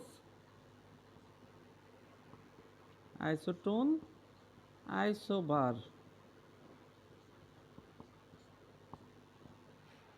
এবার দেখো আইসোটোপ, লাস্টে পি না, প মানে প্রোটন, এটা টোন, লাস্টের ন মানে নিউটন, বার মানে ভর সংখ্যা। অর্থাৎ যে সকল মৌলের প্রোটন সমান, কি সমান? প্রোটন সমান, লাস্টে পি মানে ফোটন সমান, এটা ন মানে নিউটন সমান, কি সমান? নিউটন সমান। এটা বার মানে ভর সংখ্যা সমান, কি সমান? ভর সংখ্যা সমান। এগুলো এমসিকিউ মানে ক নাম্বার এবং সংক্ষিপ্ত আসতে পারে। আইসোটোপ, যেগুলো ফ মানে ফোটন সমান, এন মানে নিউটন, আর আইসোবারের ক্ষেত্রে ভর সংখ্যা সমান। ফোটন সমান হলে ভিন্ন কি? নিউটন, ভর সংখ্যা ভিন্ন। নিউটন ও ভর সংখ্যা কি? ভর সংখ্যা ভিন্ন। যে সকল মৌলের ফোটন সমান, নিউটন, ভর সংখ্যা ভিন্ন, তাদেরকে আইসোটোপ বলে। যেসব মৌলের নিউটন সমান, বাকি আছে কি? প্রোটন আর ভর সংখ্যা। প্রোটন, ভর সংখ্যা ভিন্ন, প্রোটন, ভর এগুলো কি ভিন্ন, এগুলো হলো কি? Isobar, isotone. আর আইসোবারের ভর সংখ্যা সমান, প্রোটন নিউটন ভিন্ন, প্রোটন নিউটন ভিন্ন। এগুলো প্রত্যেকটা উদাহরণ আছে, আমি এখন আপাতত স্কিপ করতেছি। এই আইসোটোপ, আইসোটোপ হাইড্রোজেনের আইসোটোপ কয়টি? হাইড্রোজেনের আইসোটোপ 7টি। এর মধ্যে প্রকৃতিতে পাওয়া যায় 3টি। প্রকৃতিতে পাওয়া যায় কয়টি? 3টি। একটা হলো 11s, 21s, আর একটা হলো 31s। পরীক্ষা আসতে পারে কোন মৌলের নিউটন নেই? হাইড্রোজেনের কি নেই? নিউটন নেই। একটা মৌল আছে, এটা নিউটন নাই, সবার আছে। এটা হলো হাইড্রোজেন, এটা হলো কি? হাইড্রোজেন। এবার দেখো, হাইড্রোজেনের 1 নাম্বার যে আইসোটোপ 11, সেটাকে বলে 11 প্রোটিয়াম, পি দ্বারা প্রকাশ করা যায়, প্রোটিয়াম। এটা 2 নাম্বার হলো ডিউটেরিয়াম, ডিউটেরিয়াম, এটাকে 21D দ্বারা প্রকাশ করতে পারে, ডিউটেরিয়াম। আর 31 এটা হলো টিট্রিয়াম। প্রোটিয়াম, এটা হলো প্রোটিয়াম, এরপরে ডিউটেরিয়াম, এরপরে টিট্রিয়াম। 3টা আইসোটোপ। তোমরা আবার গোল দিবা না, আমি বোঝানোর জন্য দিছি। 11P, 21D, 31T, protium, deuterium, tritium. এবার দেখো প্রোটিয়াম, এটার ক্ষেত্রে নিউটন, নিউটন কীভাবে বার করে? উপরের ভর সংখ্যা থেকে নিচের ফোটন যদি বাদ দাও, নিউটন 0। উপরে ভর সংখ্যা থেকে নিচের ফোটন বাদ দিলে নিউটন 1। ভর সংখ্যা থেকে ফোটন বাদ দিলে নিউটন 2। এবার বলো, এই মৌলগুলোর নিচের ফোটন, এই নিচেরটা হলো পারমাণবিক সংখ্যা 1 1 1, ফোটন সংখ্যা পারমাণবিক সংখ্যা সেম, নিচেরগুলো 1 1 1 সেম। উপরে ভর সংখ্যাগুলো কি ভিন্ন, 1 2 3, ভর সংখ্যা ভিন্ন ভিন্ন। আবার এটা থেকে এটা বিয়োগ দিলে নিউটনগুলো কি 0 1 2, নিউটনও ভিন্ন। এগুলো হলো আইসোটোপের উদাহরণ। নিউটন, ভর সংখ্যা ভিন্ন, ফোটন সংখ্যা সমান। বুঝছো সবাই? এখানে দেখো আমি আবার বলি, নিচেরগুলো হলো প্রোটন সংখ্যা, এগুলো হলো সমান 1 1 1 সমান। উপরেগুলো ভর সংখ্যা, এগুলো ভিন্ন না? ভর সংখ্যা যদি ভিন্ন হয়, এটা থেকে এটা বিয়োগ দিলে নিউটনও প্রত্যেকটা ভিন্ন ভিন্ন। এগুলো হলো আইসোটোপের উদাহরণ। আইসোটোন, আইসোবার এগুলো আপাতত শিখাইলাম না, এগুলো নিজে একটু চেষ্টা করবা। এগুলো তোমাদের এসএসসি লেভেলে একটু কম আর কি, এই জন্য এগুলো বুঝাইলাম না। আইসোবারটা দেখো, মানে ভর সংখ্যা সমান। হ্যাঁ,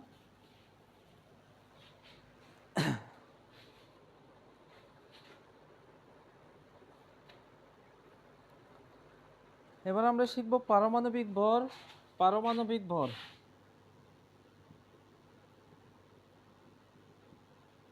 পারমাণবিক ভর, পারমাণবিক ভর শিখব।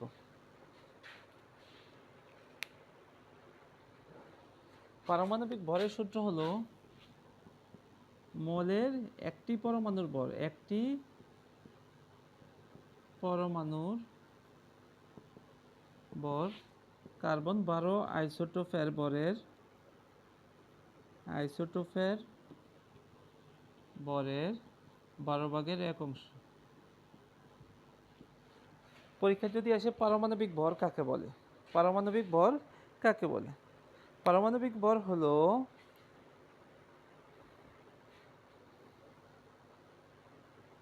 দেখো পারমাণবিক ভর কাকে বলে পরীক্ষা যদি আসে। পারমাণবিক ভর হলো কোনো মৌলের একটি পরমাণুর ভরকে কার্বন 12 আইসোটোপের পারমাণবিক ভরের, কার্বন 12 আইসোটোপের কি ভরের? পারমাণবিক ভরের 12 ভাগের 1 অংশের অনুপাতকে, কোনো মৌলের একটি পরমাণুর ভর ও কার্বন 12 আইসোটোপের পারমাণবিক ভরের 12 ভাগের 1 অংশের অনুপাতে হলো পারমাণবিক ভর। কার্বন 12 আইসোটোপের ভরের 12 ভাগের 1 অংশের অনুপাতে হলো কি? পারমাণবিক ভর। একটি পরমাণুর ভরকে এটা দিয়ে ভাগ করলে পারমাণবিক ভর পাওয়া যায়। এখান থেকে আমরা একটা ম্যাথ দেখব। হ্যাঁ, এখানে দেখো কার্বন 12 আইসোটোপ মানে কার্বনের আইসোটোপ 3টা। একটা হলো কার্বন, কার্বনের পারমাণবিক সংখ্যা 6, আবার কার্বনের পারমাণবিক সংখ্যা তো 6, ভর সংখ্যা 12 হতে পারে, 13 হতে পারে, ভর সংখ্যা 14 হতে পারে। 12 13 14 কার্বন, এই জন্য এটাকে বলে 12 কার্বন, এটাকে বলে 13 কার্বন, এটাকে বলে 14 কার্বন। নিচেরগুলো সমান, উপরগুলো ভিন্ন ভিন্ন।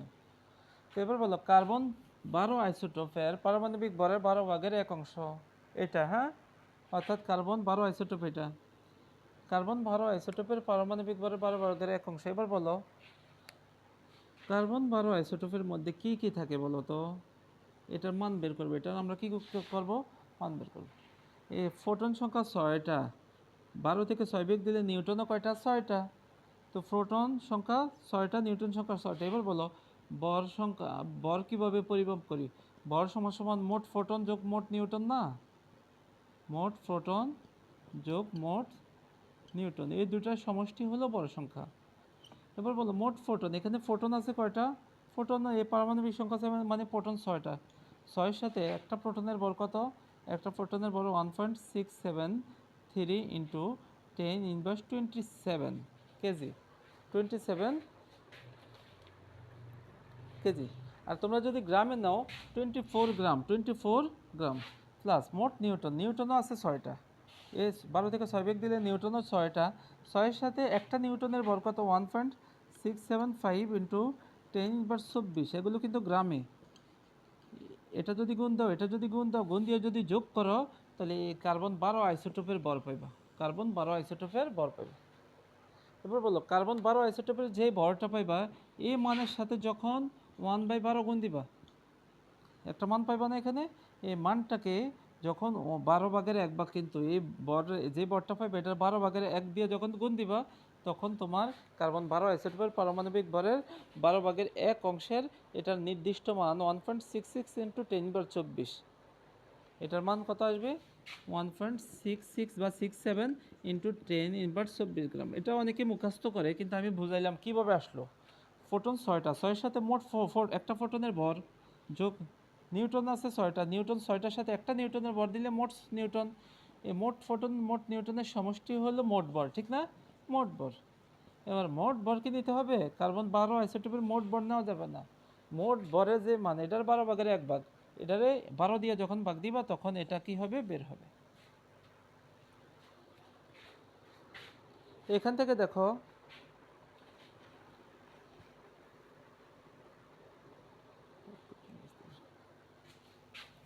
তোমাদেরকে এখানে প্রশ্ন দিল অ্যালুমিনিয়ামের একটি পরমাণুর ভর, পরীক্ষা দিল অ্যালুমিনিয়ামের একটি পরমাণুর ভর, একটি পরমাণুর ভর দেওয়া আছে, এগুলো বের করা যায়। অ্যালুমিনিয়ামের ফোটন অ্যালুমিনিয়ামের নিউটন দ্বারা যোগ করলে, মোট ফোটন মোট নিউটন দ্বারা যোগ করলে অ্যালুমিনিয়ামের এই যে মৌলের একটি পরমাণুর ভর, এগুলো বের করা যায়। তবে এগুলো প্রশ্নে দেওয়া থাকে, প্রশ্নে কি দেওয়া থাকে, অ্যালুমিনিয়ামের একটি পরমাণুর ভর দেওয়া আছে 4.482 ইন্টু 10⁻23 গ্রাম, 10⁻23 গ্রাম। এবার বলছে এটার পারমাণবিক ভর বের করো। তো উপরে দেখো একটা পরমাণুর ভর, এই ভরের মানটা তো প্রশ্নে দেওয়া আছে, এটা উপরে বসাইবা 4.482 ইন্টু 10⁻23, এটা উপরে বসাইবা। আর 12 আইসোটোপের যে আমরা একটু আগে যেটা শিখলাম 1.66 ইন্টু 10⁻24, 1.66 ইন্টু 10⁻24, এটা মুখস্থ রাখবা। আর মুখস্থ রাখতে কীভাবে বের করতে আমি তো বুঝাইলাম, এটা দ্বারা যখন এটাকে ভাগ করবা, ক্যালকুলেশন করবা, তখন অ্যালুমিনিয়ামের হবে, অ্যালুমিনিয়ামের হবে 27, অ্যালুমিনিয়ামের ভর সংখ্যা বের হবে কত, অ্যালুমিনিয়ামের পারমাণবিক ভর কত হবে, 27, পারমাণবিক ভর হবে 27। এইটা হলো অ্যান্সার, মোস্ট ইম্পর্ট্যান্ট টপিকস। এটা সংক্ষিপ্ততে আসতে পারে 90%, যে কোনো এক বোর্ডে আসতে পারে সংক্ষিপ্ত, বা ম্যাথও আসতে পারে এখান থেকে। এবার আসো আইসোটোপের শতকরা পরিমাণ থেকে, আইসোটোপের শতকরা পরিমাণ থেকে গড় আপেক্ষিক পারমাণবিক ভর নির্ণয়। এবার বলো প্রকৃতিতে যে ক্লোরিন পাই, ক্লোরিনের দুইটা আইসোটোপ, একটা হলো ক্লোরিনের তো পারমাণবিক সংখ্যা 17, একটা হলো 35 ক্লোরিন আর একটা হলো 37 ক্লোরিন। পারমাণবিক সংখ্যা তো 17, 35 ক্লোরিন আর একটা হলো 37 ক্লোরিন। এবার বলো দুইটা কি, আমরা যদি শতকরা পরিমাণ বার করি 100%, দুইটা কি সমান পাওয়া যায় প্রকৃতিতে? তো ওরা প্রশ্নে দিয়ে দিল যে 35 ক্লোরিন পাওয়া যায় কত পার্সেন্ট? 75%। আর ওইটা পাওয়া যায় 75%। এটা পাওয়া যায় 75%, তো অবশিষ্ট বোঝা যায় 100%, এটা 75 হইলে এটা বাকি 25%। এবার বললো যে ক্লোরিনের গড় আপেক্ষিক পারমাণবিক ভর বের করো। ক্লোরিন এর গড় আপেক্ষিক পারমাণবিক ভর। এবার বলো গড় আপেক্ষিক পারমাণবিক ভরের সূত্র, একবারে সহজ সূত্র। কোন মৌলের ভর দ্বারা এটা শতকরা পরিমাণকে গুণ দিতে হয়। এটার ভর সংখ্যা কত? এই ক্লোরিন 35-এর ভর সংখ্যা 35 না? 35। এটার শতকরা পরিমাণ এটা কত পার্সেন্ট পাওয়া গেছে প্রকৃতিতে? 75%। এটা গুণ দিবা। আবার এটার ভর সংখ্যা 37, এটা পাওয়া যায় 25%। 37কে 25 দ্বারা গুণ দিবা। অর্থাৎ ভর সংখ্যাকে শতকরা পরিমাণ দ্বারা গুণ দিবা। গুণ ফলগুলোকে যোগ করতে হবে। কি করতে হবে? যোগ দিয়ে 100 দ্বারা ভাগ দিলে ক্লোরিনের গড় আপেক্ষিক পারমাণবিক ভর ক্যালকুলেটর করলে 35.5 চলে আসবে। দেখো এগুলো কি বলতো? শতকরা পরিমাণ দেওয়া থাকলে গড় আপেক্ষিক পারমাণবিক ভর নির্ণয়। শতকরা পরিমাণ দেওয়া থাকলে গড় আপেক্ষিক পারমাণবিক ভর নির্ণয়। খুব ইজি ম্যাথ। এবার দেখো উল্টাভাবে, যদি গড় আপেক্ষিক পারমাণবিক ভর দেওয়া থাকে, এটা থেকে শতকরা পরিমাণ বের করবা। কি পরিমাণ বের করবা? শতকরা পরিমাণ। এবার বলো কপারের দুইটা আইসোটোপ। কপারটা আসছে কাপ্রম থেকে, ঠিক না? এই জন্য সিইউ দ্বারা প্রকাশ করা হয়। একটা হলো 63 কপার আর একটা হলো 65 কপার। কপার তো 29, ঠিক না? Copper zinc 29। পারমাণবিক সংখ্যা দিলে হয় না দিলে হয়, উপরেরটা বুঝলে হবে। এবার বললো কপারের গড় আপেক্ষিক পারমাণবিক ভর। পারমাণবিক ভর 63.5। এবার তোমাকে বললো যে এই কপারটা কত পার্সেন্ট পাইবা, এটা কত পার্সেন্ট পাইবা। দেখো আগে কিন্তু পার্সেন্ট দেওয়া ছিল, এটা বার করছি। এখন এগুলো দেওয়া আছে, পার্সেন্ট বার করতে হবে। তো আমরা ধরি তোমরা সাজা লাগবে, আমি এভাবে করি। এই 63 এই কপার এর শতকরা পরিমাণ, আমরা কি জানি? জানি না। তো টোটাল শতকরা পরিমাণ এটাকে X% ধরছি। পার্সেন্ট মানে কত? 100। তো এটাকে যদি X% ধরো, বলো তো X% ধরো। টোটাল তো 100। 100 থেকে এই এক্সটা যদি বাদ দাও, এক্সটা বাদ দিলে বাকিটা হইলো তার না। এবার বলো টোটাল 100 টাকা। হ্যাঁ, যদি 40 টাকা পায়, বাকি 100 থেকে 40 বাদ দিলে বাকি 60 টাকা সে পাবে তার, ঠিক না? তো এক্স, এটা হলো এক্স। টোটাল 100%, মানে টোটাল কত? 100। 100 থেকে এই এক্সটা বাদ দিলে বাকিটা তার, ঠিক না? যেহেতু দুইটা আইসোটোপ। কয়টা আইসোটোপ? দুইটা আইসোটোপ, দুইজনের। এক ভাই এবার বলো তোমরা, এটাকে একটা উদাহরণ দিলাম। এটা একটা ধরো বাস। এটা হলো তোমার কাঁধে নিছো আর তোমার ভাইয়ের কাঁধে নিছো। এবার বলো বাসটার লোড হলো 50 নিউটন। কত নিউটন? 50 নিউটন। এবার বলো তোমার কাঁধে যদি 20 নিউটন লোড পড়ে, তোমার ভাইয়ের কাঁধে কত পড়বে? বাকি 30 নিউটন, ঠিক না? টোটাল 50। তাহলে কি করবো? 50 থেকে তোমার 20 বাদ দিলে তো তোমার ভাইয়ের 30 বের হবে। এটা এক্স। 100 থেকে এই এক্স বাদ দিলে বাকি এটা বের হবে। এবার বলো তাহলে আমরা কি ধরলাম? 65 কপার এর শতকরা পরিমাণ হলো 100 - X%, ঠিক না? 100 - X%। এবার আসো আমাদের ওই যে সূত্র, গড় আপেক্ষিক পারমাণবিক ভর। গড় আপেক্ষিক পারমাণবিক ভরের সূত্র কি বলো? আমরা একটু আগে বললাম যে শতকরা পরিমাণকে, এই ভর সংখ্যাকে শতকরা পরিমাণ দিয়ে গুণ দিতে হয়। 63 কপার, এটা ভর সংখ্যা 63, এই শতকরা এক্স ধরছি না? এক্স। এরপরে এটার ভর 65, এটা কি 65, এটাকে কত ধরছি? শতকরা 100 - X। এই শতকরা ভর সংখ্যাকে শতকরা পরিমাণ দ্বারা গুণ দিবা। গুণ দিয়ে 100 দ্বারা যোগ করে 100 দ্বারা ভাগ। এবার বলো গড় আপেক্ষিক পারমাণবিক ভর এটা কত? 63.5 না? মান বসায় দাও। 63x যোগ 65 সাথে, এই 65 সাথে 100 গুণ দিলে 6500। 65 সাথে -x গুণ দিলে -65x, নিচে 100। এবার বলো 63.5-এর সাথে 100টা এমনি গুণ হবে, গুণ হলে 6350। আর এখানে 63 থেকে 65 বিয়োগ দিলে -2x যোগ 6500। এবার মাইনাস টু এক্স এই পাশে আসলে প্লাস টু এক্স, 6500, এটা ওই পাশে গেলে minus two X equal to, এটা থেকে এটা বিয়োগ করো 150। এবার বলো এই টুটা গুণাকার আছে, এই পাশে 150 2 দিয়ে ভাগ দিলে 75%। এবার বলো এক্স এর মান, এটা হবে, এটা পাবো আমরা 75%। 63 কপার এটা এক্স ধরছে, এটা 75% পাবো।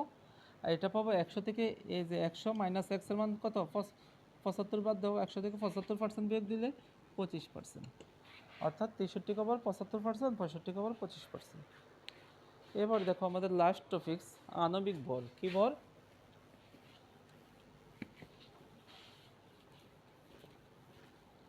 আণবিক ভর নির্ণয়। আণবিক ভর মানে কোনো H2SO4 কোনো যৌগ উপস্থিত, কোনো যৌগের মধ্যে, এটা একটা যৌগ না, এই অণুগুলোর প্রকৃত ভর সংখ্যার যোগফলে হলো আণবিক ভর। কোনো পরমাণুর মধ্যে অবস্থিত, এই যে এটা একটা কোনো একটা যৌগের মধ্যে পরমাণুগুলোর পারমাণবিক ভরের যে সমষ্টি, যেমন হাইড্রোজেনের পারমাণবিক ভর, এই সবগুলোর পারমাণবিক ভরের সমষ্টি হলো কি আণবিক ভর। এবার বলো হাইড্রোজেনের ভর সংখ্যা কত, 1, এটা 2টা আছে গুণ 2। সালফারের কত, 16, ভর সংখ্যা হলো 32। অক্সিজেনের কত বলো তো, 8, পারমাণবিক সংখ্যা 8, ভর সংখ্যা 8 দুগুণে কত, 16। অক্সিজেন আছে 4টা, ঠিক না? টোটাল যোগ করলে কত, 2 যোগ 32 34, আর 64 কত হয়, 98। তার মানে A93। হাইড্রোজেনের ভর সংখ্যা 1, নাইট্রোজেনের কত, 7 দুগুণে 14, অক্সিজেনের ভর সংখ্যা কত, 16, 16 গুণ 3 ক্যালকুলেশন করলে যা আসে তা। আণবিক ভর সবাই পারবো, আণবিক ভর মানে পারমাণবিক ভরের যোগফল। এগুলো পারবো আশা করি। এই যে হাইড্রোজেনের 1, এটা 2টা আছে যোগ, সালফারের 32, অক্সিজেনের 16, ভর সংখ্যাগুলো যোগ করবা, আর অক্সিজেন 4টা দেখে 4 দ্বারা গুণ, এভাবে সবাই পারবা, চেষ্টা করবা। হ্যাঁ, তারপরে আমরা দেখো আমরা এই ওদের 2টা ইম্পর্টেন্ট ম্যাথ সলিউশন করব। এখানে দেখো এই অধ্যায়ে অনেক সময় 10 ইনভার্স 10 দেওয়া থাকে। ধরো কিছু অঙ্কতে তোমরা আটকাইতে পারো, যেমন 1 অ্যাংস্ট্রম দিল। এবার বলে এর উপর নট, এটাকে বলে অ্যাংস্ট্রম। এটাকে কি বলে, অ্যাংস্ট্রম। এটাকে আমরা কি এভাবে রাখতে পারবো? এটাকে মিটারে নিতে হবে। কিসে নিতে হবে? মিটারে। 1 অ্যাংস্ট্রম ইকুয়াল টু 10